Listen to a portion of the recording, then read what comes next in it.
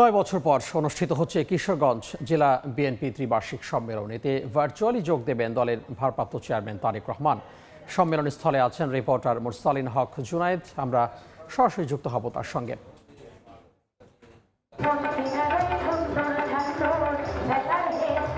কিশোরগঞ্জ জেলা বিএনপির ত্রিবার্ষিক সম্মেলনের যে প্রস্তুতি সেটি পুরোপুরি শেষ এবং কিছুক্ষণের মধ্যেই কিশোরগঞ্জ জেলার যে পুরাতন স্টেডিয়াম যে প্রাঙ্গণটি, যেখানে এই সম্মেলন স্থল হিসেবে এখানে মঞ্চ সাজানো হয়েছে এবং জেলার যে বিএনপি নেতাকর্মীরা রয়েছেন তাদের জন্য এই যে বসার জায়গা রয়েছে, এখানে কিন্তু নেতাকর্মীরা জড়ো হওয়া শুরু করেছেন।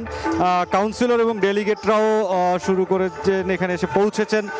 কিছুক্ষণের মধ্যেই এই যে সম্মেলন তার উদ্বোধন শুরু হবে এবং সেই উদ্বোধন করবেন দলের মহাসচিব মির্জা ফখরুল ইসলাম আলমগীর সহ এই জেলার যে 21টি ইউনিট রয়েছে সেই 21টি ইউনিটের সভাপতি এবং সাধারণ সম্পাদক তারা এখানে যে উপস্থিত যারা নেতাকর্মী রয়েছেন তৃণমূলের, তাদের সাথে কথা বলে যেটি তারা এখন পর্যন্ত বলছেন গণমাধ্যমের কাছে যে এই যে সম্মেলনটি অনুষ্ঠিত হচ্ছে এবং খুব শীঘ্রই